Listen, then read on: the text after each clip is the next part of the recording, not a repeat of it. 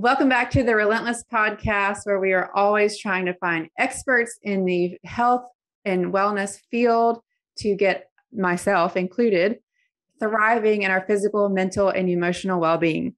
And back again today, our most popular guest is Emily Funderburk. Hello, guys. You are the most reoccurring, or the only reoccurring guest actually on the podcast. So you're pretty famous. It is an honor. It is an honor to be here. Thank you so much for being here. So Emily is, I'll just let you introduce yourself and give your credentials because I never get the acronyms or the abbreviations right. Yes. So I'm a licensed clinical mental health counselor. And so I do a lot of work with relationships, and I have a focus also on trauma. So you're going to get that a lot today when we're talking, is we're going to be talking about trauma repair, what trauma is. And I do a lot of work with individuals or couples. And I think today we're doing a lot of couples conversations. So we're having a lot of love talk today for anybody who's just tuning in. Yep. So this episode is really designed to be incorporated into the Valentine's month. So February is Valentine's month. And right away, I want to ask you your opinion as an individual and then your opinion as a therapist and counselor. What do you think about Valentine's Day? I know some people despise it because it's a fake holiday. I have my own thoughts. What are your thoughts as an individual and then your thoughts as a counselor on Valentine's Day? So I think Valentine's Day can have these mixed signals that also come across when people have anniversaries, where it becomes almost hyper-focused on very big expectations that are not well covered. Like people don't say exactly what they want Valentine's to look like. So there's a lot of disappointment, I think, that takes place on February 15th because people don't have conversations the week before about what they're expecting February 14th to look like. And so there's these unspoken expectations of what we want, what we don't want, if we want it to be hyped, if we want it to be not. And then, of course, the quintessential, oh, please don't do anything for me, but really you want something. Like if we go through that day and nothing happens, there's a sense of like, I don't matter, I'm not valued, do you care about us? But a week before you told your partner, don't make a big deal about it. Right. And now how do you personally view Valentine's Day? And I'm sure it's changed over the years. So I think it has changed over the years, and I am completely okay and think it's great for us that we allow the definition to shift and change based on the season of life we're in, that what it needed to be when we were younger and didn't have children, that it's something different today, that for me and Matt, my husband, that right now it's a little bit more refocusing our relationship. It's a recentering. It's almost, I would look at it as a marriage therapist, I would look at it as the New Year's Eve of your relationship. So like a New Year's Eve, like January 1st, you're like talking about what are our goals for my year, for me as a person. And then February 15th is like our, in our relationship, it's this marriage New Year's Day where we're like, fresh start. What are our goals? I think it's a great revisiting, but I don't think we don't do a very like grandiose things that are taking place. Everything's a little bit more expensive and hyper-focused, and then childcare, all those added variables. So we try to do something just a little bit more personal. Us last year with COVID, I'll tell you, we just did a family meal. And we did just everything together, but I wanted our kids to be able to see that we do make it an important day. We do put an emphasis on that, but we cooked from the house and we let them see us making a big deal about each other. So modeling that is important to us. Absolutely. I feel the same way. Like, yeah, it's a fake holiday.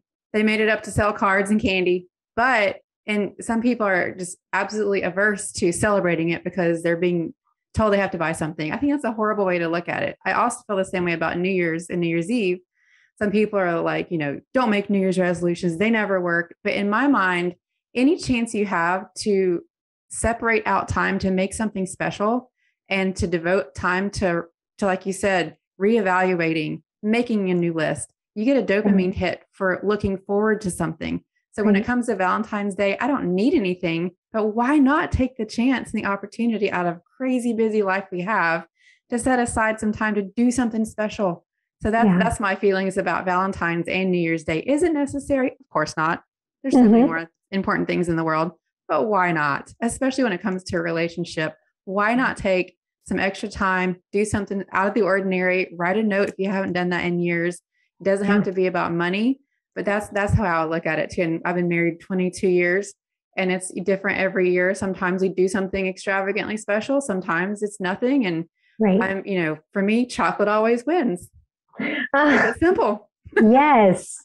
Something over nothing. I would just give everybody advice that's listening is if you're trying to figure out, if you're weighing this between, do I do something or do I do nothing? Please do something to let your partner know that you are special, that you're meaningful, and don't allow that one day to be the only time you do it throughout the year.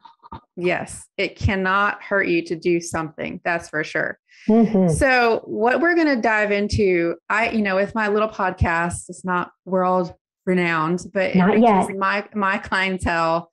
You're actually the first podcast I've done since our house fire. So we had a house fire. It's been like 7 or 8 months. And so we're still in that rebuilding phase. So like all my stuff is new because it's, everything was burned. Thankfully, everyone was okay. But so this is kind of another new thing because this is the first episode I've done since that. So that's exciting for me. That is. But yeah, for this episode, what I did was I, communicated with my clients, with my friends and family, with my social media followers. I'm like, hey, listen, I'm going to have Emily back on the podcast. And I know even still today, even though mental health and emotional well-being is more discussed than ever, some people are still afraid, embarrassed, discouraged by their spouse to reach out and get counseling. So I'm like, hey, free session, send me your questions. So I got a lot of responses and I'll tell you, I do not envy you your job. It got real serious real quick. Yes. A lot of people hurting. Yes. And that's as a body worker, I was sharing before we started recording, as a body worker, I've been in that industry for over a decade. When you start touching people, it's just like things start coming out. I always say I'm a bartender without the alcohol because the power of touch truly is powerful and trauma comes out in physical expression. And when someone begins to relax and they are letting go of emotions physically, speaking is a part of that healing of trauma. I'm sure you know that. But in the scenarios that I have and in the questions that people presented to me, what I see is people's problems kind of fall into, even though they are expressed differently or may look different for the couples, how they look on the outside, they boil down to some of the same things. And what I see is money, mental and emotional health, and sex. That's like three big categories that all of these questions keep coming back to is one of those three. So it kind of, you have a book. Remind us the name of your book. We talked about it before. Yes, my book is Through the Storm. So this is a great book to sit alongside somebody that's in the middle of, that's gone through hurt in their relationship. It just is meant to sit alongside you, allow you to feel not alone through the storm, helping marriages find healing after hurt.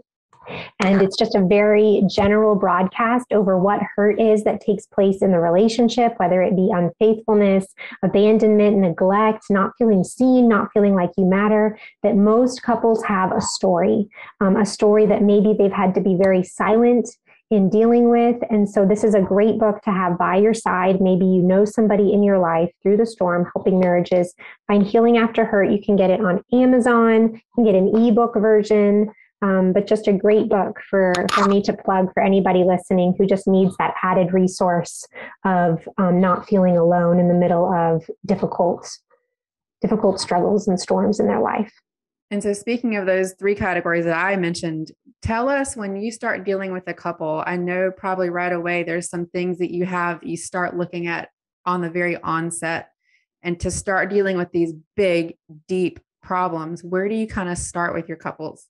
Yes. Okay. That's a great question to be able to ask and to know the behind the scenes. I'm giving you guys behind the scenes look at what's happening in your therapist's brain. In particular, this is just me. So every therapist has their own way of assessing a couple. What do I need? How can I best help them reach the goals that they have for therapy?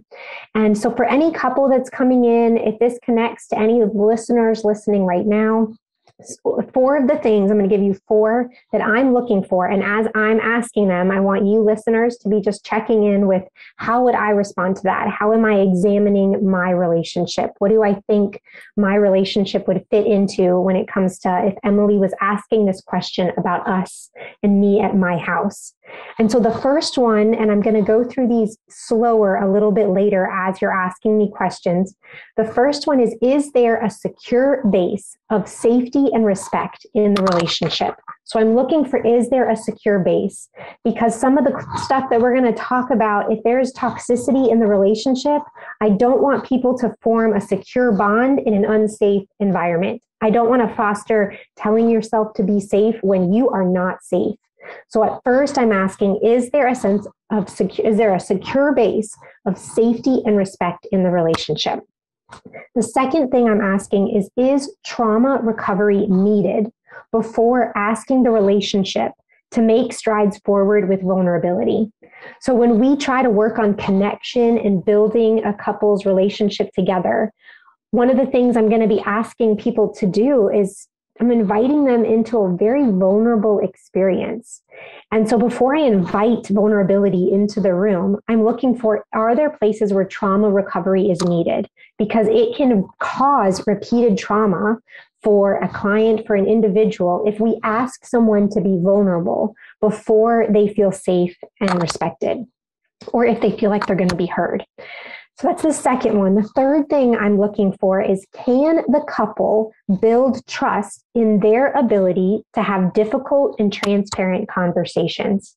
So do I trust in us as a couple that we can have a difficult conversation and we can de-escalate conflict when it arises, that I can feel heard, that you can say what you need to say? Does the relationship have that level of trust? Because a lot of the areas we might be talking about are areas where we don't trust each other. So I'm looking for, can the couple trust their process of being able to have hard conversations? And then the fourth one is, does the couple have a similar vision for the goal of a healthy connection they're trying to obtain?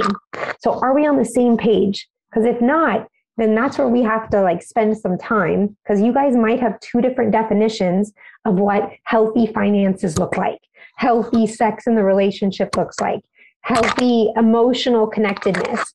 You guys might have two different definitions of what that means. So we have to see if there's similar vision. So that's my four things that I'm looking for. I mean, do you go through a year of that before you get to the topic? I know.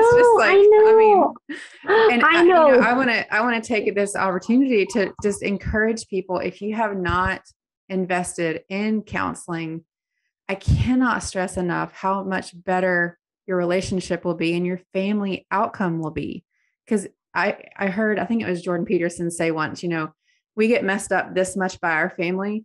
And we worry so much about doing the right thing with our kids and our family. If we just mess ours up this much, we're doing really good. So it's to take some steps forward in recovery and healing and setting aside that time. I often compare it to, because my husband and I have, you are our counselor, and it's helped us so much. And we appreciate it. Confirm or deny that. No, I know I'm willingly sharing the information because we have an amazing relationship, but we've been married 22 years, have 2 children. We're both self-employed. You think there might be something in there that we disagree on? Yeah. And I compare marriage counseling to having a house cleaner.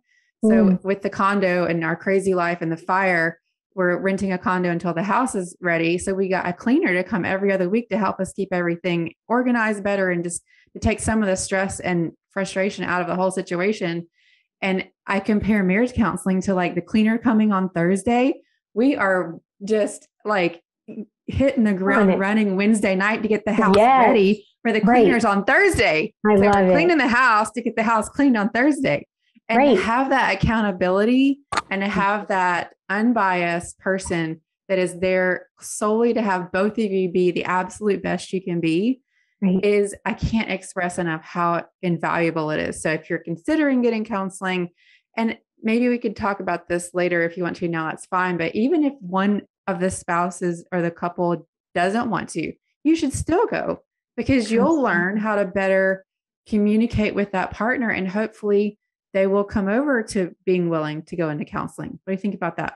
I absolutely think that don't wait for your partner to say that they're on board to get the care that you need to take care of yourself, because you might not even realize that you're in a position where you're carrying too much. If you're waiting for your partner to say yes before you sign up for therapy, you're probably already at a place where individually you're carrying more of the relationship, the weight of the relationship success on your own than you should be.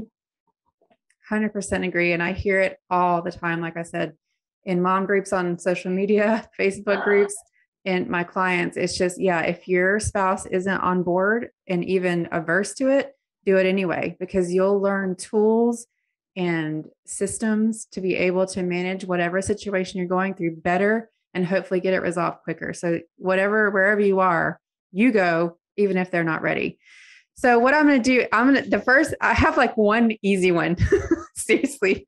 I have like one that's not so deep and heavy. So I'll start with that one. Okay. Well, first, I also want to add in that, like, if most people are tuning in and you heard that Sandra was doing a Valentine's podcast, just like most of the Valentine's content out there, everything is mushy and gushy and love. And when Sandra started sending me the topics for today, you're probably feeling the same thing. This is like, we're doing real stuff. Absolutely, here. Because like you said, we're not talking about flowers and chocolates. We're going to like February 15th. Yes, because like you said, especially couples that have been in long-term relationships, Valentine's comes up and they get angry because you're like, oh, you're going to be nice to me one day out of the year. Yep. I mean, we're dealing with real stuff here, and dealing with real stuff is hard. So yeah, this isn't a flowery, happy-go-lucky Valentine's podcast. This is how to curb problems before they come so you can actually enjoy those fun days, or, teaching those younger couples that are still in that honeymoon phase, hey, listen, this is the roadblocks that are going to come up, and this is the red flags you'll see before you get there, where you actually despise Valentine's Day coming up, because you're going to get a fake card with fake, care and sentiment, and they're only doing it because they're supposed to. So that's where the rubber meets the road of a real relationship, is where are you in that paradigm? Is your relationship at the point where you can look forward to Valentine's Day coming and have a fun day? Or is it going to be an annoying thing you have to fulfill because you're supposed to? So that's why it's going to get deep and hard, because we want to help our couples be able to thrive in their relationship. Because I can tell you for certain, if your relationship is toxic, any health issues you're dealing with are thwarted in your recovery. I cannot tell you how many women I deal with frozen shoulder. Right. Almost everyone over my decade of body work, every female that has a frozen shoulder, or if they think they have a frozen shoulder, they end up sharing with me an extremely toxic marriage. Oh. So if you're in a toxic relationship, just to give some biology behind how this works real quick before we go into these things. Yeah. You can't, it's like your spouse telling you to calm down. Does that ever work? No, never works. And you can't do that to yourself. So we were given these tools of assessing our environment, our sight, our sound, physical touch, and we see and hear the environment that we live in. And if our marriage is toxic, our body is constantly under stress, and the stress hormones are constantly flowing through our body. The hormones in our brain that are saying fight, flight, and flee are constantly engaged. We cannot get into rest and digest. So any physical pain that you're dealing with, you're coming to me for, is only made worse and impossible to heal by that toxic marriage continuing on. Any gut health issues you're dealing with, headaches, any physical ailment you have is only prevented from healing when you have a toxic marriage. So that's the physical side, and why I'm so interested in this, because again, like I said, I end up hearing from the client on my table, I'm like, well, that's not helping you heal. And then that's why I refer them to you if they're open to that information. So like I said, we'll jump into the first one, and it'll be the easier one, and some encouragement for the youngins that are just getting married or just in a relationship and want to prevent it from, because, the divorce rate's, what is it, 50% still? Is it 50? I think we'll have to examine what those numbers are post-COVID, because I think there might be a column like typical time frame and then COVID life. Yes, I think the numbers are going to be might be up. I think so. That's across religious cultures. Doesn't matter that those numbers and that these hard situations apply to everybody. But with mental health being on the rise, with people advocating, people like you who are shining lights, I think it's also going to increase marital strength as well. So I don't think that divorce is going to be, and separation and people, I don't think just turmoil is going to be the end result. There's also a lot of growth that's happening. So yes, to preface that, it's not just all doom and gloom. There's a lot of that's why we're here. Courageous things that are going to come. Yes, people are dissecting real problems, and it's going to get them real healing. Okay, go ahead. Absolutely, that's what we're here for. And we're going to have, if we get through them all, 12 examples of how to heal stuff. Whew. Yeah, we'll see if it works. Rapid therapy. I'm ready. All right, here we go. I am newly married and everything is amazing.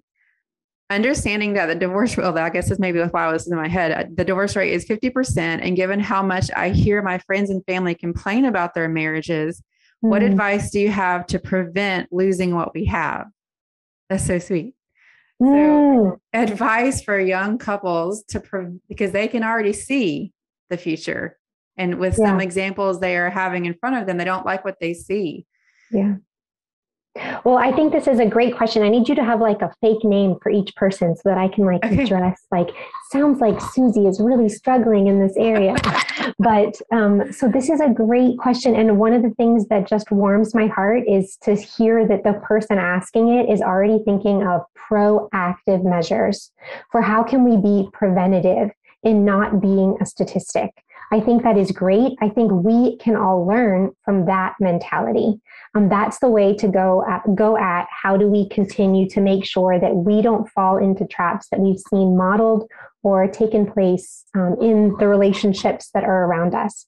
And one way to do that is make sure that you don't go into your relationship ever, and even when you're 15 years married, 10 years married, 5 years, you really want to go at it as with the mindset that if we are not intentional, we can lose the sacred sanctity of what we have.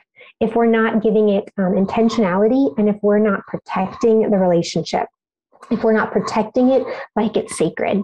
So that would be that one bit of advice for that one to hold on to, is how do we treat the relationship like we're protecting it like it is sacred? Because when you lose sight, that's what most couples have a story of. And it might be some of the stories you're about to give me, is most people have a story of it used to be sacred. When we said I do, it was sacred and we held it and it was pure. And then something happened and it didn't feel like I was being protected. It didn't feel like I was safe again.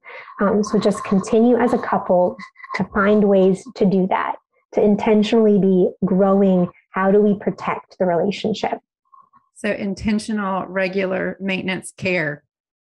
Yes. Like you would with your car or your house or your children. Yes. Continue to check in and hear one another. Am I hearing you? Do you feel seen? Do you feel like you matter? Those 3 ones are great. Yep. Do you feel seen? Do you matter? Do you feel special? It's important. All right. So the first one, we're just going to deal with the COVID situation right off the top, because like you said, it's just part of the dialogue these days. My wife's OCD became very overwhelming through COVID to the point our children are living in a state of fear.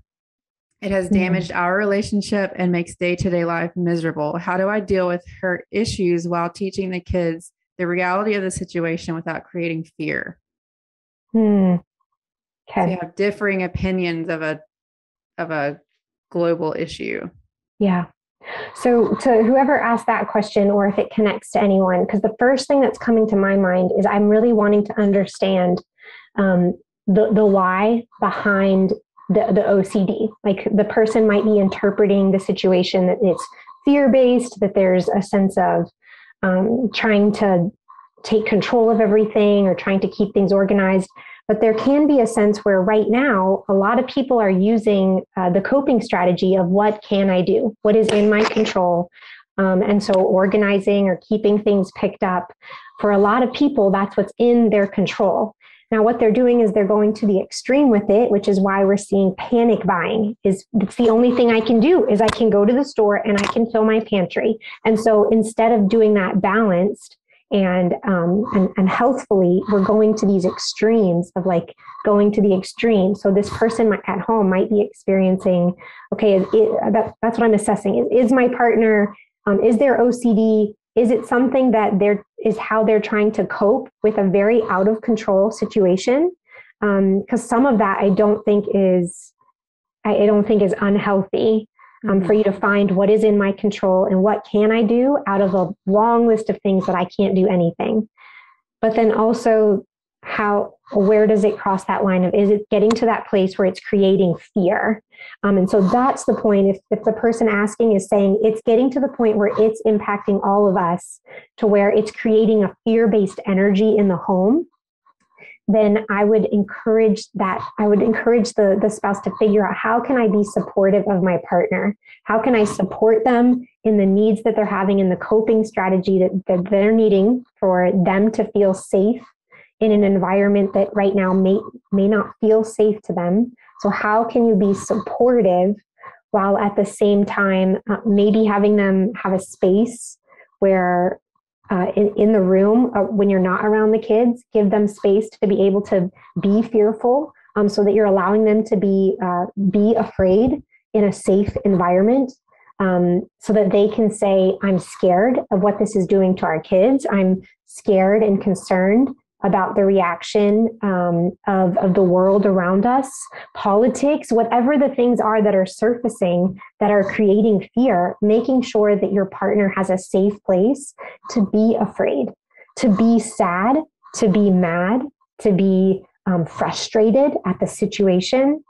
So those are some tools that I would say is make sure that you're giving them a safe place to experience and express their emotion.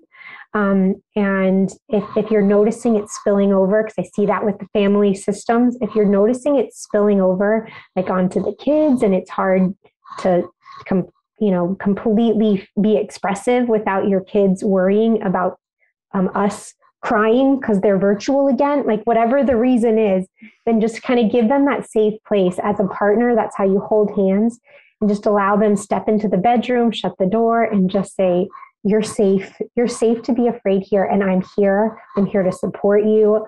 I'm sitting alongside you in this battle.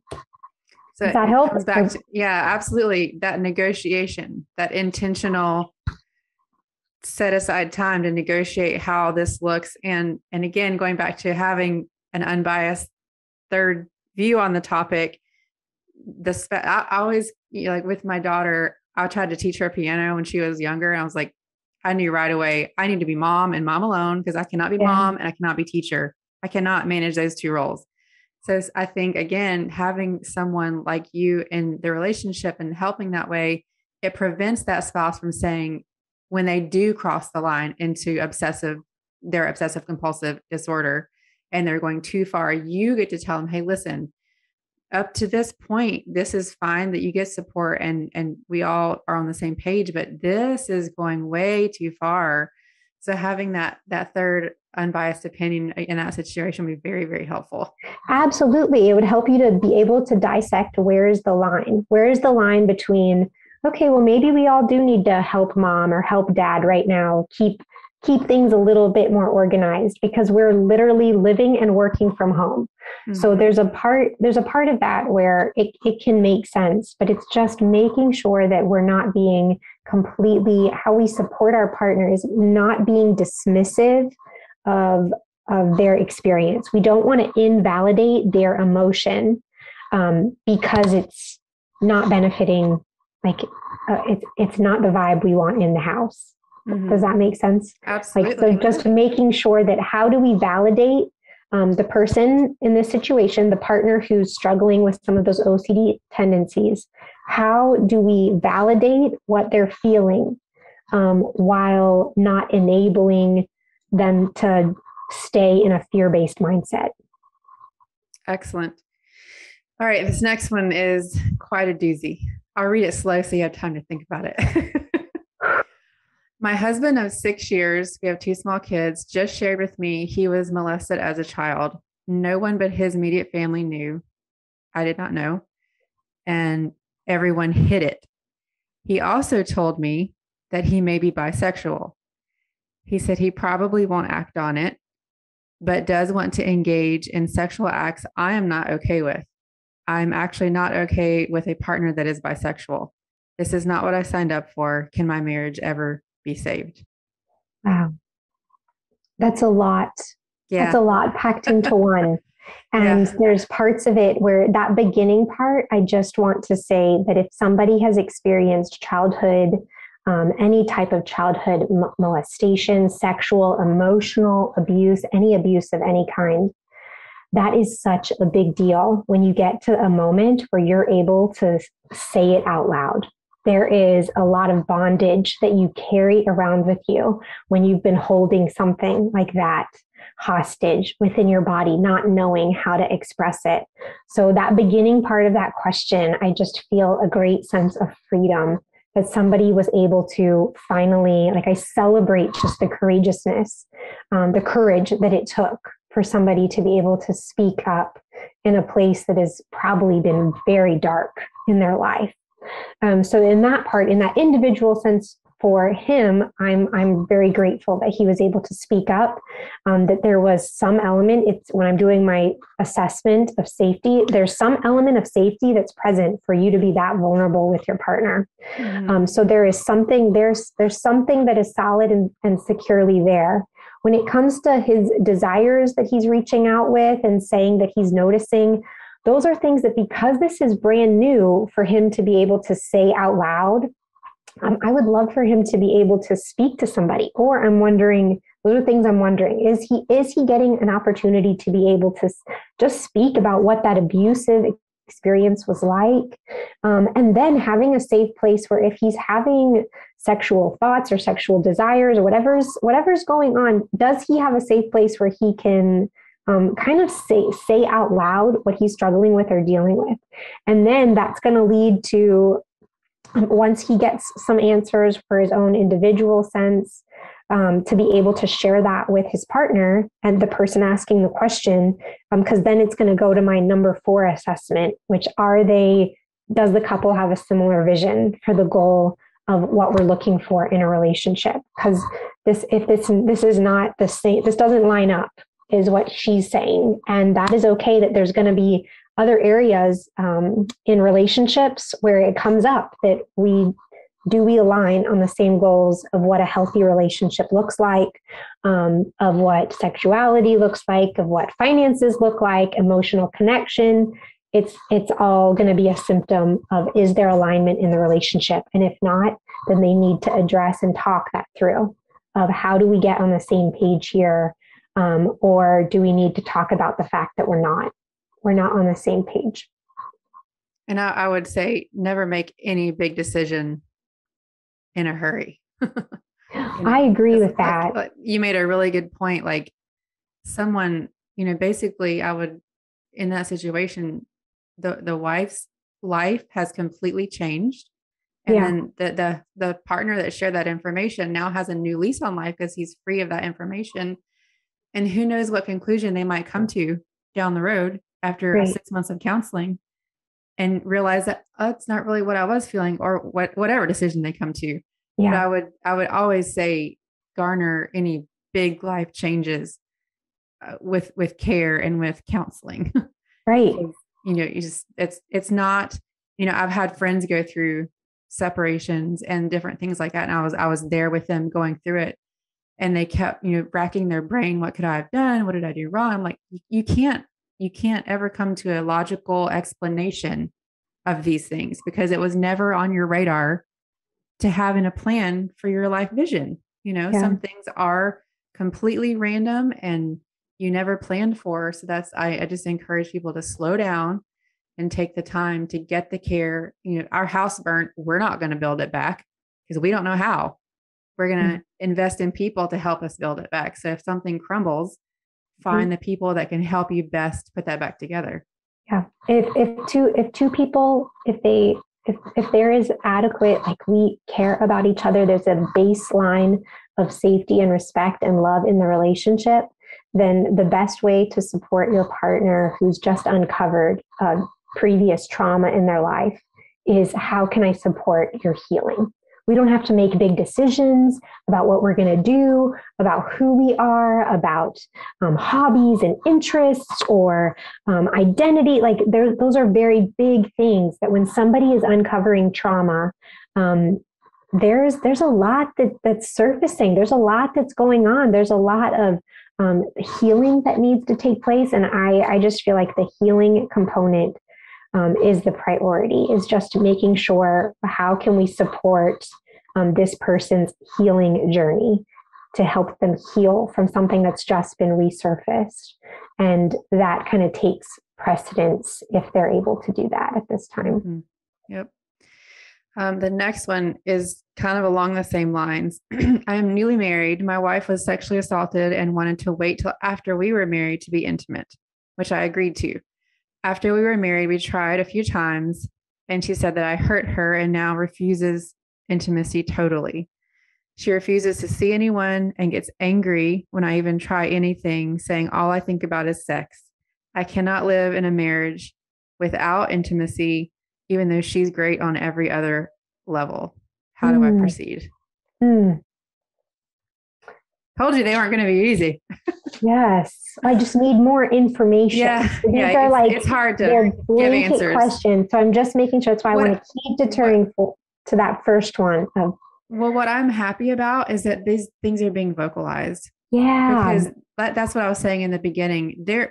Life is hard. Mm-hmm. And I didn't realize how hard it was until I got into my work and started hearing so many stories. Yeah. And this is just the reality. So, in this situation, she dealt with something, and,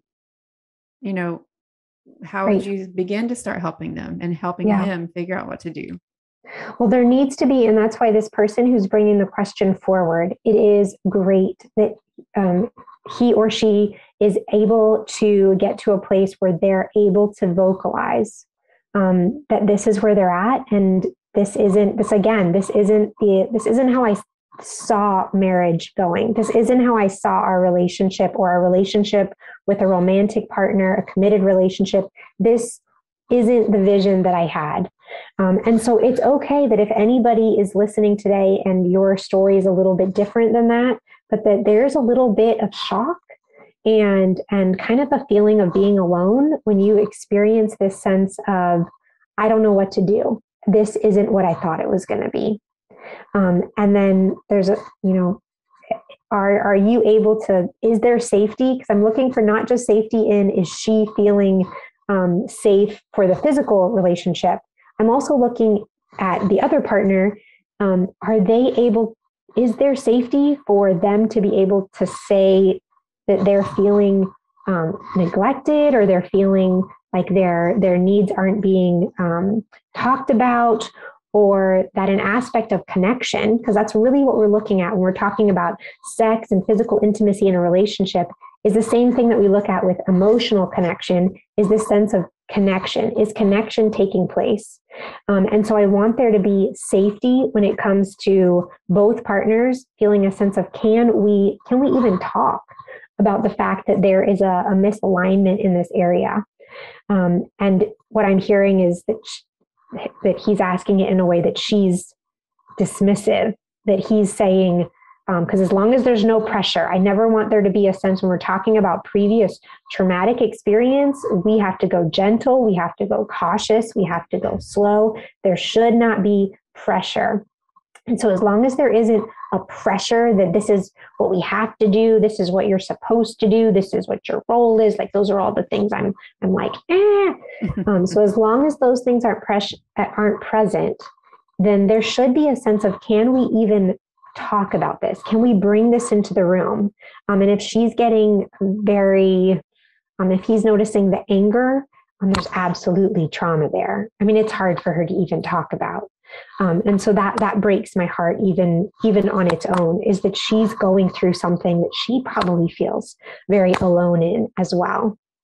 And so supporting your partner in that way is very difficult, but you have to be very gentle and delicate. Okay. So on to the next question. After being mentally and emotionally absent for years, obsessed with work, my husband has promised he has changed and expects me to just go back to normal, and gets angry with me when I don't act on his every sexual desire. It's like a theme. There's several things in there, though. There was no question. I think that was just a statement. Yeah. Well, if there wasn't a question, one of the things that I'm hearing being asked just in that statement is I do want this person to feel heard. But so you've been in this place of being treated, so can you repeat it? So, yep.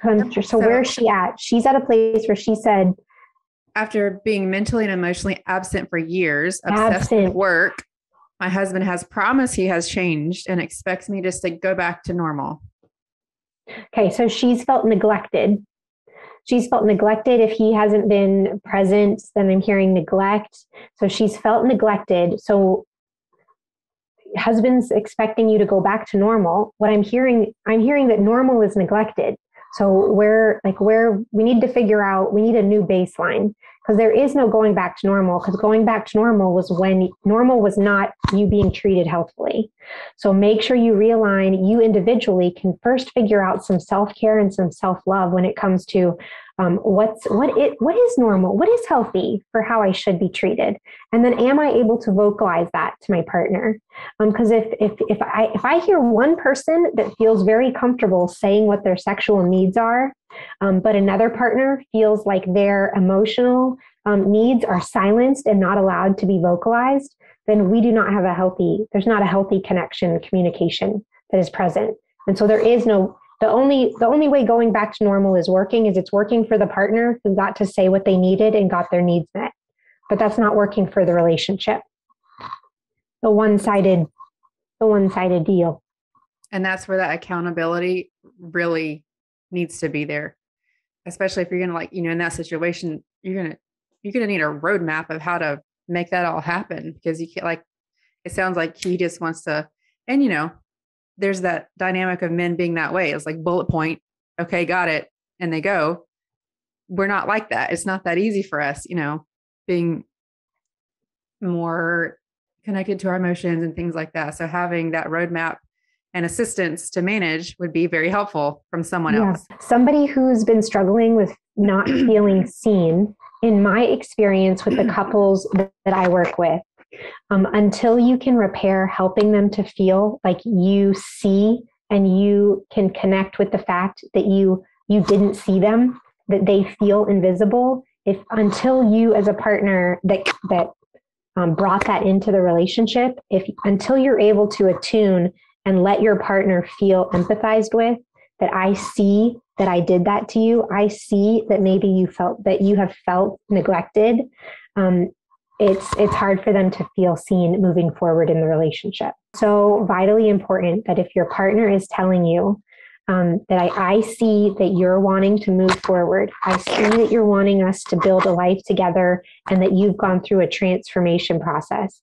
I see that you're hearing that, but I don't feel like my years of pain and neglect and hurt have been given a voice. And there's some healing that comes with you guys being a couple being able to move forward when they do some repair work on years of damage that has been done, wounds that have been created, even if they weren't intentional. Because my hope is that this person was not intentionally putting work first and wasn't intentionally trying to ostracize their partner. But what's important and what needs to be validated is that's how she interprets the relationship. She interprets being not prioritized, not feeling like she was important and that she matters.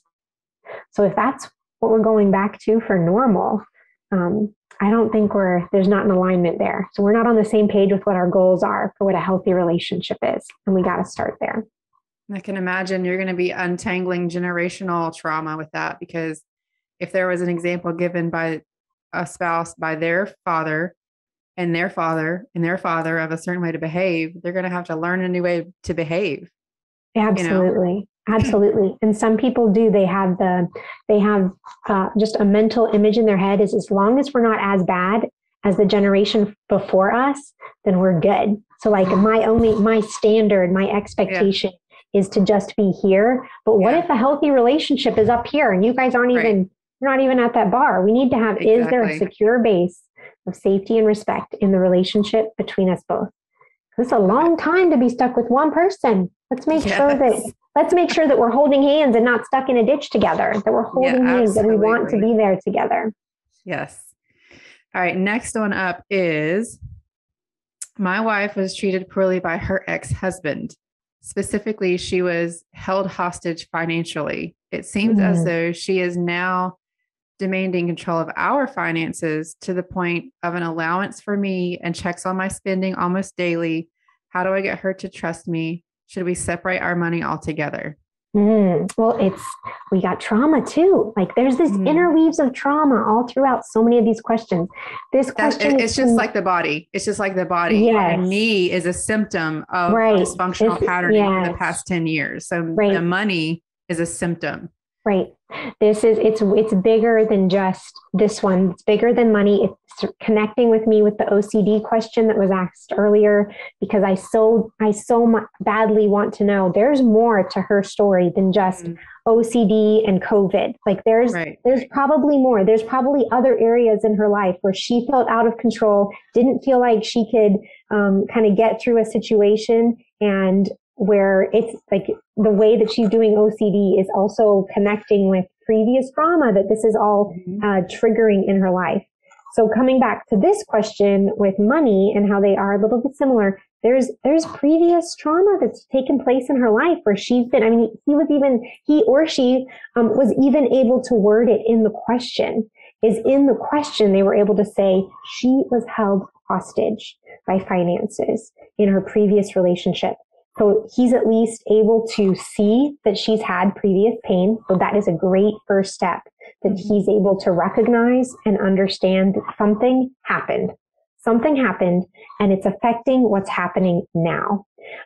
For her, she's developed a sense of protection. So it doesn't mean her wanting to separate the finances or wanting to be in control. Part of that is also a sense of protection. It's a past experience in her life has gotten her to a place where she's now developed a way to protect herself. And so for her, she probably needs a little bit of being able to evaluate and notice just the trauma from her past may be overlapping and bleeding into her present experience. And just being able to compartmentalize, am I safe in this relationship? Is there a reason I need to protect myself in this relationship? Am I struggling to trust you, the person in front of me? And that's what I'd really want to help that person, or that she can kind of assess for herself, or they can both. Is there safety in my present relationship? And if there is, if I have that secure base of safety and respect, then what's going on within me that I'm needing? I'm having a sense of I'm still needing to protect myself like I once did. Is my body is giving the same response from a past experience, because that's how I learned in my past to protect myself. So it doesn't mean that your body's broken. It means your body's trying to protect itself. And so you can honor the experience it's having by acknowledging where it came from, but then assessing, am I safe? Am I safe in this experience? Do I need that? Do I need that today? What can I do? What can we do in our finances to give me a reminder that this is not the experience I had in my past? I can give a personal example of what you were just talking about basically holding someone else to the account of a past issue. So when I was dating, before I met my husband, I definitely had some childhood trauma and familial things that I was dealing with. And I was just talking to this guy. We weren't officially dating yet. And I had defense mechanisms for sure, that RBF. And he said something and I made some, snide comment back. And he said, well, bringing up past issues. And he was like, oh, are you going to hold every guy accountable for that? I was like, oh, that hurt a little bit. But then I was like, oh, yeah, I guess that's not fair.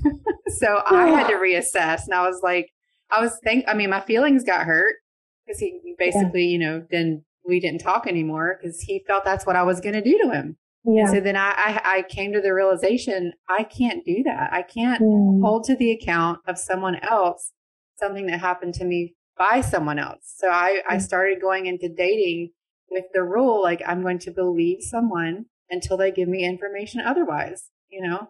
So that's very, very good. And that's a great answer for that, you know, is figuring out in this relationship, what have you been shown so far?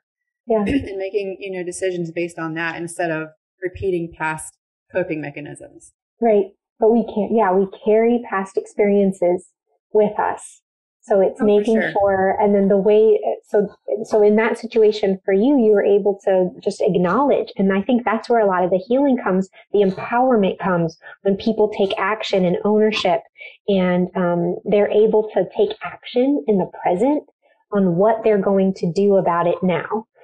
But first there's this realization, and everybody, please nobody at home like feel bad, that there's some places in your life and there's some places in my life where I don't fully recognize that I've got this thing that I'm carrying with me until somebody points it out, or until I'm faced with a situation where I pull it out of my backpack and I'm like, wait, I've had that. I've had this whole time. and but then once you have it, it's also making sure that you recognize, okay, now what do I want to do with it? Because sometimes we're just like, oh, that's there. That coping strategy from that abuse that I had earlier in my past. And we just put it back because we feel like we're going to need it.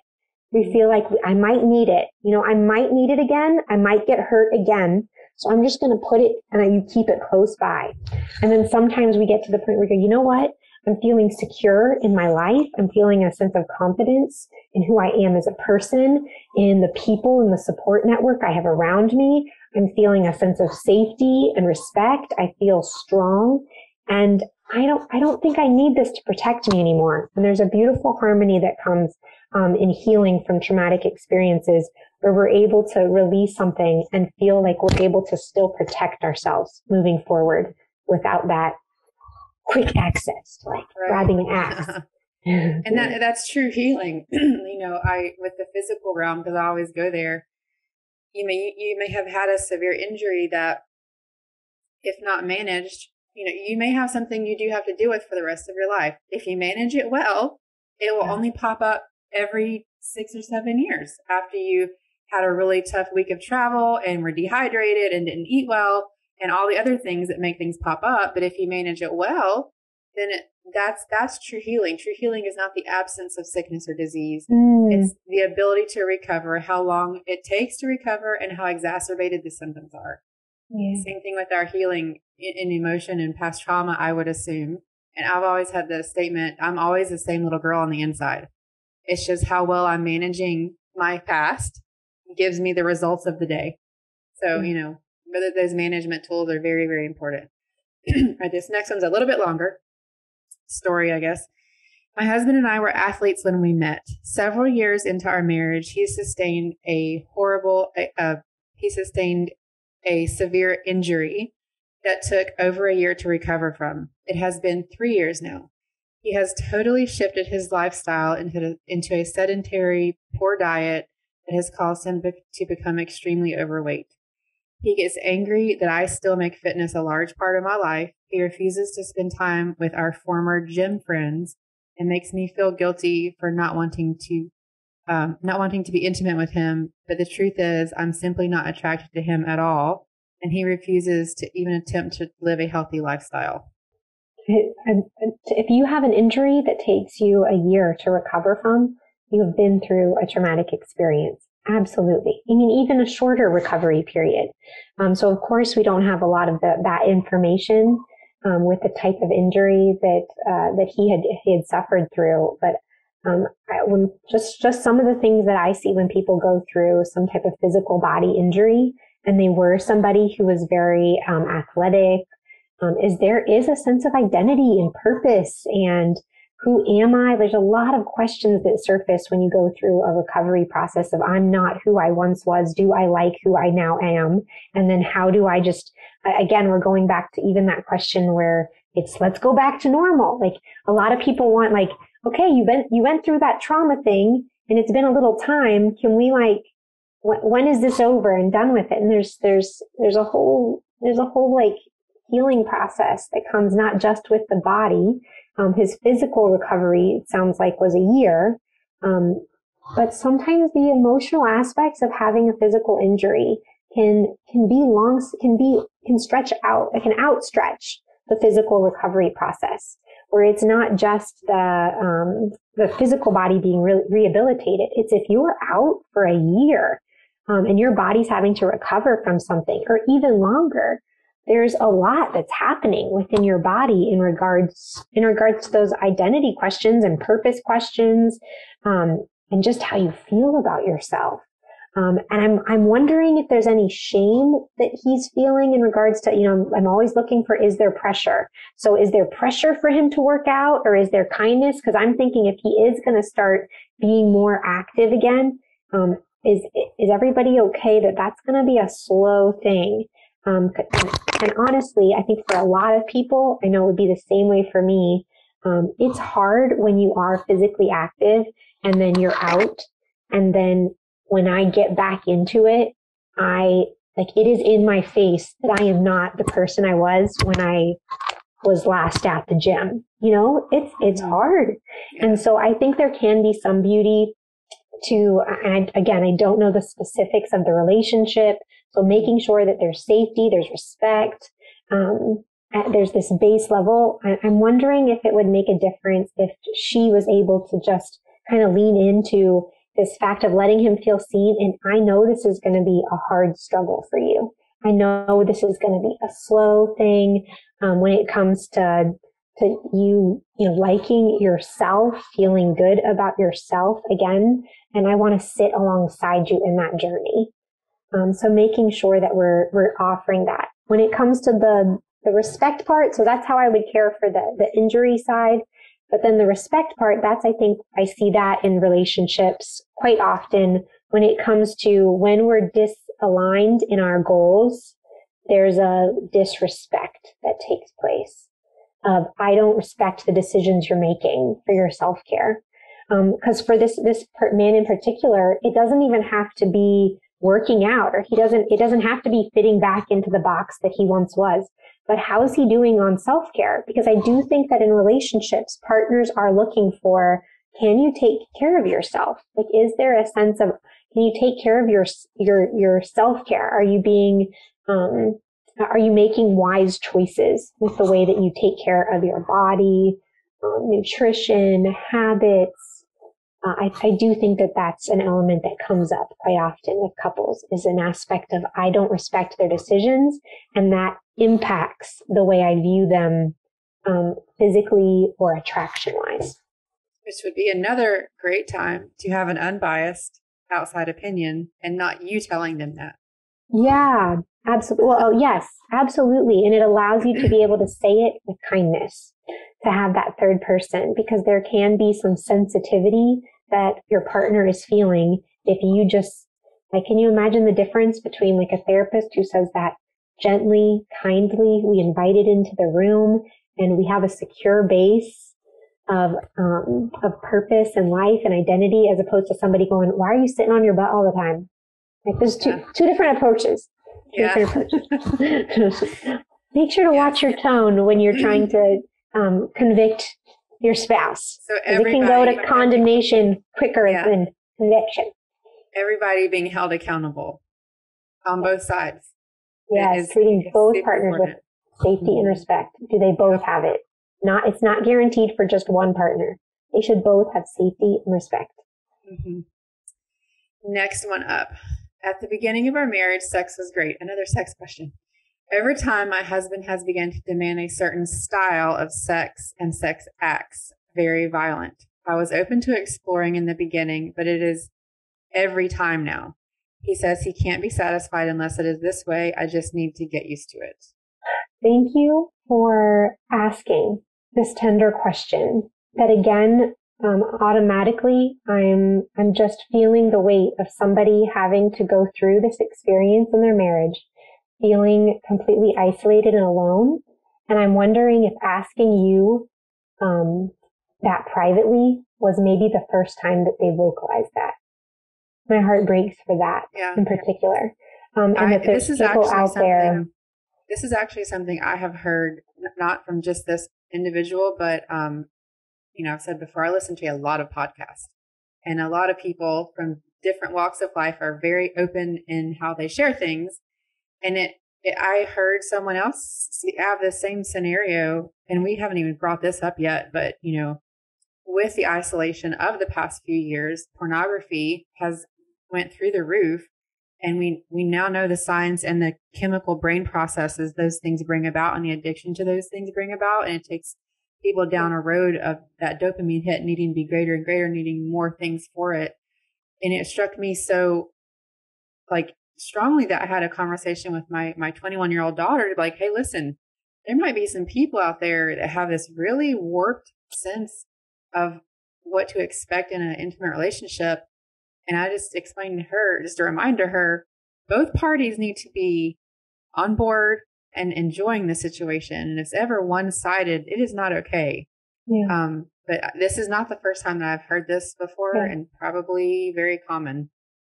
Yes. And I want to kind of switch the wording a little bit, just making sure that when I'm talking about sex or intimacy with a couple, I'm making sure, for me personally, to speak and talk about it in a way that I don't want to assume that just because we're talking about sex, we're talking about intimacy. For this couple in particular, this person who asked the question, if one person is feeling reservation, not feeling respected, and not feeling safe, intimacy is not being accomplished. Sex in that regards is not, it's an act. It's something that's taking place, but it's not intimacy. Some people have a very distorted view. They've had a distorted view of intimacy for so long, they don't know what a healthy representation or a healthy model is. So they go into relationships thinking that this is what we're supposed to do. This is how, she used the word satisfied, is that he won't be satisfied otherwise. Those are red flag danger zones for me when it comes to in the relationship of there's not safety, there's not respect in the area of sex or emotional intimacy, because she's not feeling like she's able to say, I'm not comfortable with that. I hope anybody listening to this today, whether it's in regards to any decision that's being made in the relationship, when you are in a healthy relationship with another human being, you should be able to say to them, I'm not comfortable with that.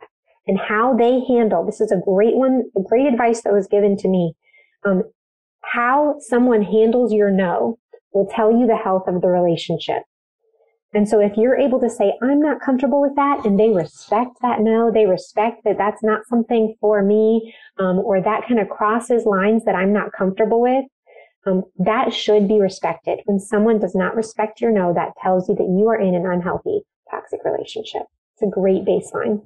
And so this person in particular, it does not sound like you're in when it comes to the realm of physical interaction with your partner, that you're not feeling safe and respected, and that you're able to say without being dismissed that this person doesn't sound like they would be able to say, I'm not comfortable with that.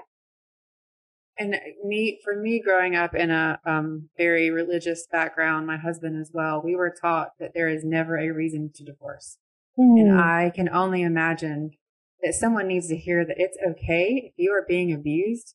And everyone's definition of that word is different because the levels of severity are different. But in some instances, when someone's unwilling to be graceful or change, then I would only see that they need to break that relationship off. Yeah. Yes, physical intimacy is an act of vulnerability. It's a place of vulnerability that you engage in with your partner. And so there should be safety, there should be respect, and there should be this element of I get to be with my partner, and not I'm supposed to. Mm-hmm. And I think there has been a lot that's been passed down, generational scripts that have been passed along, that for women in particular, that it's something that we're supposed to do, or that that men are supposed to do. People are kind of taught this aspect of supposed to do. And I'm telling you that if that's the way that if that's the only experience you've had of sex within the confines of marriage with two consensual people, two consensual partners, if you've only known it from the standpoint of supposed to, then you're not experiencing it to the full extent that it's supposed to be. I get to is a beautiful harmony. Mm-hmm. I also want to overstretch that, because this is where it doesn't get talked about a lot, even more so, is I say that same thing to partners in regards to emotional connection. Because you'll have one person who says, I just want us to connect through talking. We don't talk enough. He doesn't communicate. She doesn't talk to me. And so there's this, we come together, we have this physical interaction, and then there's no emotional connection. And so I also want to make sure that the partner who's more into sex and not into conversation, make sure that you know that conversation with your partner should be a get to, not a supposed to. Like, okay. If I want to have sex with them, I'm supposed to take them out to dinner on Valentine's. Like, I'm supposed to. No, it should be, I get to take them out to dinner. Right. I get to talk to them. I get to text them throughout today and make sure they know I'm thinking about you. I can't wait to see you. Next up, married for 25 years. For the first 10 to 12, everything was great until I started increasing my education in my field, earning more money, and setting bigger goals for myself. My husband is the same as he was the day we met. I feel as though we are strangers sharing a house. He wants nothing to do with my interests and seems fine to continue on stuck in a mundane routine. He has no drive to be better, no goals for us as a family. I'm slowly losing respect for him. You mentioned that earlier. I'm slowly losing respect for him, yet he is a good man. What do you do? So he doesn't have that same drive. Is that where? Yeah, he's just happy going along, working. Coasting, yes. And she's taking steps in every outlet of her life, career, money, goals. It's not being matched. Okay. Is it being, so it's because there's going to be times in a relationship where it's not matched. Is it being supported? Because it is okay if one person is like, that's their personality, is that you have one person who's very driven, very focused, and the other person who like gets to a place in their career where they're just like, this is good. Like, this is okay for me. This is where I'm at. Then that doesn't mean that there's anything wrong in that relationship, but are we supporting each other? Like, are you supportive of where, what his place is at, and is he's supportive of where you're at? Like, is there a support that we're on the same page, that this is where we're at moving forward? Are we supporting that? When she specified he wants nothing to do with my interests. Nothing to do with interests and hobbies? He wants nothing to do with my interests. So yeah, I guess. And then, so if he's a coaster, he's okay, just like coasting, and she's more like, let's go, let's do. Does he have interests? That's one of the things that's coming up in my mind. Does he have interests so that I'm making sure there's mutual respect and safety? Because is she also aligned with things that he's interested in? So I want to make sure that he's feeling heard as well. The yin and yang of both sides. Yes, all these questions are great, and I love that people are getting a sounding board for being able to vocalize something that they've felt alone in. But it's also, I want to hear the other person. That's the marriage. Trying to get all of them to sign up for a session. And me, I was like, I want to hear, is your partner feeling okay? Like, if they had a question, what would it be? Right. But so that's one thing that I would be looking for is, are we supporting one another? Because it sounds like that's the part that would be the hardest for me, or that I would focus on with this couple in particular, is she does not sound like the goals and the driven nature that she has for her life is something that he supports, or that he's respecting. Because if he's not supporting it, it's not going to look like it's respected. And so she probably feels similar when she says that she's losing respect for him. But there's probably not respect that maybe each of them are struggling with. This next question, you kind of already brought this up on one of the last topics, but we'll cover it more specifically. Having grown up in an extremely strict religious environment, I have realized how my husband treats me, as well as the culture of our church treats women and girls in general, is very wrong. Mm. From when and how we are intimate, to the clothes that I wear, to my participation in the church, is dictated by my husband and his family. He has even been told to, quote, get your wife under control. My home is extremely toxic. I want a better example for my daughter and son. What do I do? That one's a lot.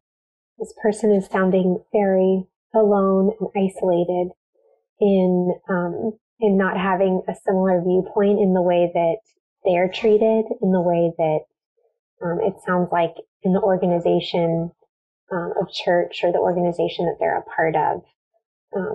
That there's just not an alignment. If she's able to say that it's wrong, then there's disrespect there when it comes to not being aligned in the relationship with what our goals are for what a healthy marriage, what a healthy union between two partners looks like. That's one that's, of course, recurring that we've talked about, is just this aspect of, are we aligned as a couple with the goals that we're trying to achieve for what a healthy relationship looks like?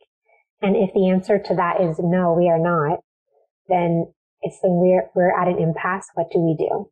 Because one person is in a position where they either succumb to the rules and regulations that they don't agree with, or we're at an impasse. We need to separate ways, or that third option is where we can work together as a team to be able to find a way to get on the same page, to hear one another, to hear what she's saying. Is he at a place where he would be willing to hear where she's at, and that he would want her to experience safety and respect in the relationship, and examine what that would look like?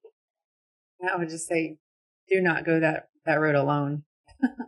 Reach out. Yes, please. If this is the first time that you're reaching out, is by asking this question in kind of this anonymous format, please make sure that you find some safe places where you can begin to explore that for yourself. I would think that this person probably has their own, like, this is a great example of, it's okay to start individual by yourself, because you might need some space just to explore what you think is, what you believe is a healthy relationship between two partners in a marriage. Because if you're in a place where an organization is telling you what that model is telling you, and putting constraints and restrictions on, here's the box you're supposed to fit into, then you need to be able to explore, what are your beliefs? What are your viewpoints? So that everybody isn't telling you what it is that you're supposed to be doing.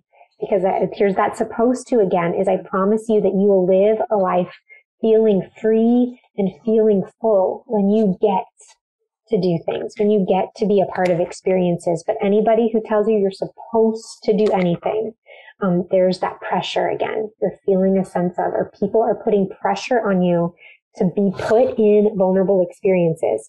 And you might not have heard this word. I mean, talking specifically to this person asking the question, you might not have heard anybody say the word trauma over your life, but if somebody ever pressures you into a vulnerable experience, that is trauma. Mm-hmm. So that even goes, I think, a couple questions before, with somebody being asked for different positions or interactions in the sexual experience, and it becoming violent or abusive in nature or harmful in some way. That somebody is asking you to be comfortable with something that you're not, in a very vulnerable way, and that's traumatic. That's a traumatic experience, right? And that's quite especially a vulnerability should not happen together. Okay, go ahead. Quite a realization for her to come to is like, wait, the way we're living is not right. What I've learned my whole life, what I've been told my whole life, she had to come to the realization first herself to recognize, because I think in these generational issues that are passed down, you don't even know you're in a toxic relationship sometimes. Yeah. Yeah, absolutely. You don't know what toxic is. Yeah. If it's again, going back to that word, normal, if it's normal, then it can't be toxic, right? Or it can't be traumatic if this is normal. And it's not until we step outside of our house sometimes that we realize that our house isn't as put together as we thought it was. Or that this isn't normal? Right. On that note, maybe you could give us some pointers too. Like what are some of the things someone would see or feel that would start to give them clues like that? One good one that I heard someone say one time was when you get a phone call from your spouse, you're like you said, you're like, oh, they're calling, let me answer. Or you're like,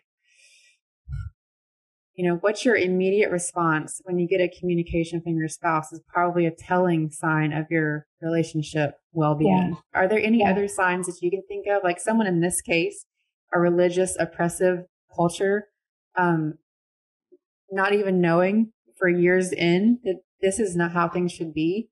Are there some physical expressions or mental things or internal dialogue some people might be having with themselves? Like, if you're saying this, then you need to look at the well-being of your relationship. Do you have any examples like that? I think a great one that I can give for today that can be a great nugget that's easy to remember and hold on to is that everybody can be asking. It's a great thing for you to notice within the relationship. And this comes from a model of therapy from EFT, emotionally focused couples therapy, from Sue Johnson. And she gives us these three core things that couples are looking for in the relationship to have a secure base, to know that there's a healthy existence here between us. And it's ARE is the acronym, and it's accessibility, responsiveness, and engagement. And so for accessibility, it's for a secure relationship, you're wanting to know, can I reach you? Can I reach my partner? Can I reach out to them and they'll answer when I call? Can I reach you? And then the second one is responsiveness. And so the question there is, can I rely on you to respond to me emotionally? Huge one that I think is great for all people. And a lot of these people that ask these questions, I'm hearing a no, that if I had to ask them that, can I rely on you to respond to me emotionally? I'm hearing that just from the information they've given us in the question, that most of them would answer no to that, is I can't rely on my partner to respond to me emotionally. And then the third one, engagement. Do I know you will value me and stay close? Do I know that I'm valued? Do I know that you will value me? And so those are the three things that I want to give people to really be looking for in the relationship. That I hope that your answer is yes to all three of those. Those are great. Well, definitely put those on a bullet point to do a self-check on those things. Great one to do self-check-in on for Valentine's Day. Put that on your card. Is I hope you know, my darling, that you can reach me, that I can rely on you and you can rely on me. You can use all those on your beautiful card. Absolutely. So I have three more. We're not done? I know. I'm telling you, I didn't even use all of them. Oh my goodness, guys, you are hurting and we hear you and our heart is breaking for you. Absolutely. That you are alone. Please do not be alone. One of my close friends, Allie Faber, she knew I was doing this podcast with you tonight and she was like, girl, get out there and do the thing. People need it. And they are. People are hurting. And that's why we're doing this, because it's real life, So let's jump into these last things. Don't know where else to go. Yep. My wife struggles with her mental health. She sees several professionals, but it is an ongoing issue. She now wants to try for our first child, and I'm scared to death. Will she suffer from postpartum disorder? Will our child suffer because of her issues? Every time the topic comes up, it is bad, and I feel horrible, but I'm just not sure it's a good idea to have a child now. Help. So she's seeing several therapists for some mental health concerns. Mm-hmm. Okay. And so, of course, hopefully with some of the rise in mental health advocacy, where people are talking about just releasing that stigma, Because I do think there's a little bit of a stigma that might be attached to that question, which is okay that he or she, that the person asking the question is saying they're struggling with that. Is I'm wondering if my partner has mental health issues before having a baby, are they going to have mental health? Like, is it going to get more extreme? And so just to alleviate some of that as a quick answer, the answer is no. It does not mean that you're automatically going to have exasperated mental health issues after a major event like giving birth. That's a major life event that is a very big experience. But just because we have pre-existing conditions or concerns or issues that somebody's struggling with from a mental health standpoint does not mean that we're going to put a label or a stamp on everything that they do for the rest of their life, that it's going to be harder for them. I think if this person is seeing several therapists, that's already, I don't know what the reason is that they're seeing several, or that they've been to, or maybe hopefully they're seeing a specialist that's in the unique specific area that they're needing assistance with. But that's already making me feel good about the fact that they have a support system in place, that if there is any issues that come up postpartum or with the life transition that takes place with adding a member to the family, that there is a secure base for support and assistance that this person has in their life. So that would be one of my encouragements is please do not make sure that you put somebody in a box with their mental health, that because they've seen a therapist, that means that that gives them a label for the rest of their life, that they can't handle hard things. People that are seeing a therapist and that are actively talking about hard issues in safe places, you guys are doing the thing. That does not mean that anything is wrong with you. It means that you know that there's things that I need assistance and support with in my life. I love that. So I would give that encouragement as well. But Kim, in particular, asking the question, because that was kind of me advocating for her, but I also want to make sure that it's okay that you have these real concerns. And I'm hearing a sense of love and support behind that question of I care about her enough that I'm worried about her. I'm worried about her, and I don't know how to make sure that I can best help and support her if something does get exasperated. So it's a great concern for you to have. And for if something does take place where she gets into having some postpartum or having some difficulties, please make sure that it's okay for you to reach out to a therapist as well. Because it's not just for the person who's struggling, that when we watch somebody that we care about suffering, sometimes we need help too. That I just need somebody to say, how do I help somebody that I don't know their struggle. I don't understand their pain. And it will speak volumes to people when you go and see a therapist, or you reach out to just say, I just want help understanding my wife's depression.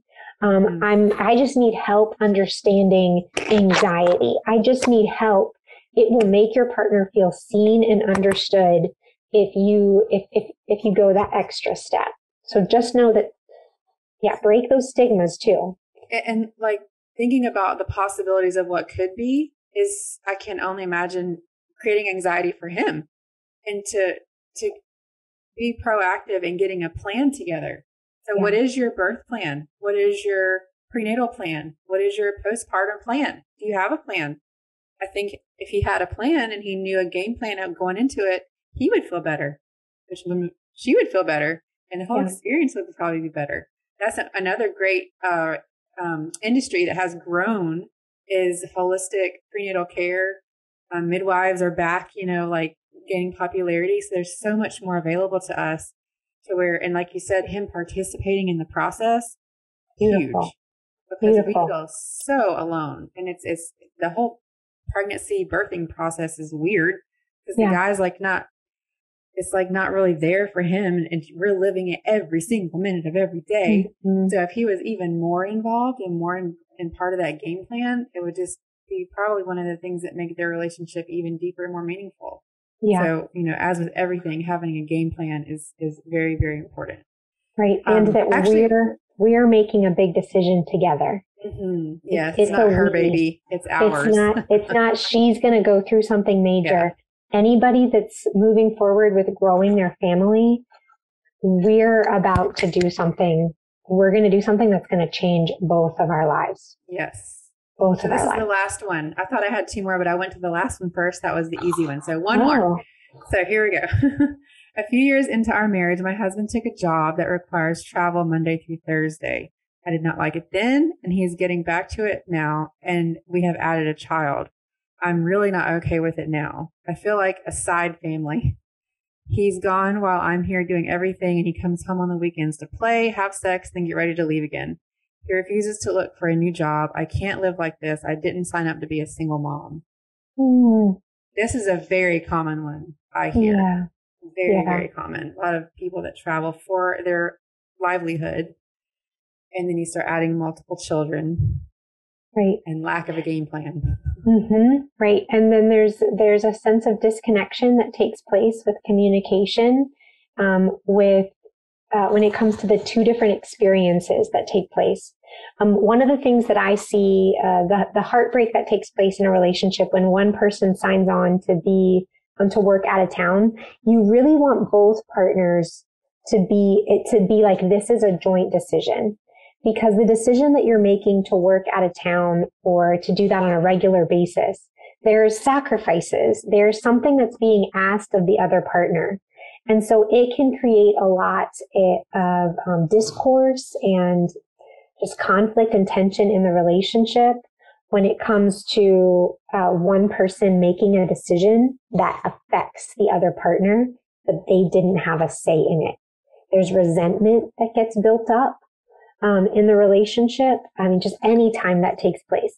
I even see this, and this is a jump, not talking about out of working out of town, but I even see this when it comes to what parents decide to do when it comes to schooling with their kids.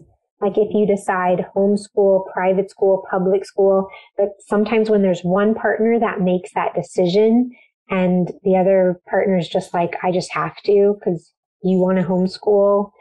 It's really important that both partners say, this is what we want and that we're on the same page. If not, then there's this resentment. And then every time you complain about the kids being home and homeschool, it's hard for that partner to support you because this wasn't an us stress, that I'm having to deal with a stress that somebody else made for me. And that's where resentment and bitterness comes up. I'm thinking that that's probably how she's starting to feel on the weekends. And then when he's home for the weekend, you don't fully get to enjoy that time together because you're also anticipating that he's about to leave. And that's a real struggle that couples that have to learn to navigate when that's the new dynamic of the family system. I would encourage anybody listening that when the family dynamic changes, that's a big change that the system is having to go through. We need to all realign and regroup on how do we make this work? How do we make this work with the sacrifices that are at work and at play? And you're going to make your partner feel invalidated and not cared for if you don't see that the decisions that you make impact them. That they have to deal with the leftovers of the decisions you make in that situation. So, because I do think that it can absolutely work and that healthy couples can have one person working out of town. So it's not that this dynamic doesn't work, but she is correct that if she didn't sign up for this, it doesn't mean that we don't make it work. It's that we need to make sure that how do we make this work? How do we make this work and not, here's that word I'm going to bring back up, pressure. Because what you're doing is if you say deal with it, suck it up, I can't be satisfied unless you do it my way, and you say you're supposed to just take care of things and I'll be here on the weekend, that's not going to create the safety and respect in the relationship. Instead, what a healthy dynamic looks like between couples who one person works out of town is you still have to figure out when you're out of town, how do I show up for my family when I'm not there? Do I leave notes before I leave? Do I make sure that I do grocery shopping and that I help with some of those tasks that alleviate stress for my partner? That there's ways that you can still show up, but your family, again, those questions that I brought up earlier, is your partner's wanting to know, can I reach out to you? Are you accessible when I call? Do you value me? And so right now she's probably feeling no, no, no. And then he comes home on the weekend and wants me to say yes, yes, yes. So just be mindful of that. You're a husband or a wife. You are a partner Monday through Sunday. It is a week-long thing. We do not check out. We do not only show up. Even if you're not present, you're still, how can I be engaged? How can I support my partner for success? It's a constant renegotiation. It's yes, communication, making sure that we're on, how are you doing? How are you doing? How can I help? How are you doing? How can I help? Both of you. How are you doing? How can I help? So that is the end of the questions now. I might have to do a round two. But go back and remind us the 4 things that you gave us at the beginning with all these topics that we covered. I'm sure it touches everyone's life in some capacity. And just remind us of those 4 things that you gave us at the beginning for us to look out for. Okay, so at the beginning, what I'm looking, these are the kind of the secrets behind the scenes of what I'm assessing. And that if I was able to talk to each of those 12, the couples behind each of those 12 questions, those are the things I would dig in a little bit further, trying to get answers for. Is there a secure base of safety and respect in the relationship? And we're going to do that as long as it takes. And then the second one is trauma recovery needed. So has there been trauma? And is the relationship even acknowledging that trauma existed? I think some of those couples, there was trauma that was experienced, and I don't even think that they would use that word, that they even know that was traumatic, that thing that we went through as a couple or that you went through before the relationship. So is trauma recovery needed before asking the relationship to make strides forward in vulnerability? Some of those couples, that's what they needed, some trauma repair work. Whether it was an individual needed it for an experience that they had, or the relationship has been through something where we've been through trauma that needs repaired. And the third one, can the couple build trust in their ability to have difficult and transparent conversations? So some of those couples, that's where I saw them getting stuck, or just from the question, is I saw that they're probably stuck in, I don't even know how to have a hard conversation with my partner. They won't hear me. They're not going to value my opinion. They're not even going to listen, and they're just going to get angry. Like they just get angry at me when I have a feeling. When I have an emotion and I talk about it, they get mad at me. I get in trouble for having an emotion.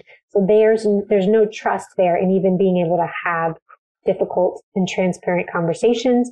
And then the fourth one, does the couple have a similar vision for the goal of a healthy connection they are trying to gain moving forward? So are we on the same page with the goals we're trying to accomplish? Awesome. Those are my 4 small but very big goals. Yeah. Like I said, a year in, maybe we'll start to uncover those. And then you had some book selections some books that you liked that you wanted to recommend for everyone if they wanted to dive deeper into. We did it. Yeah. And so we'll have to definitely do another one. If this was helpful for you, please reach out to Sandra and let her know, because we can talk a little bit further on some topics when it comes to trauma, triggers in the body, pain in the relationship, how to repair. And so I wanted to just give people, and I didn't get to go through a lot of these things, but of course, so my book, Through the Storm, helping marriages find healing after hurt. It's going to sit alongside you in the middle of discovery or in the middle of a very hurt place, and you just need to not feel alone, and help with the safety and respect piece. I'm a really big fan right now of the book Attached. So we didn't talk too much about attachment styles, but I think that this is just a great thing for people to notice in their relationship is the attachment styles they have.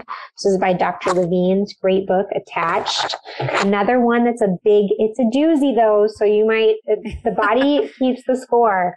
Like it'll wrap your brain. Is to just pull up some YouTube clips of him talking, because it is like those of us in the industry, like that's what I take with me on weekend trips to read. But that's my thing.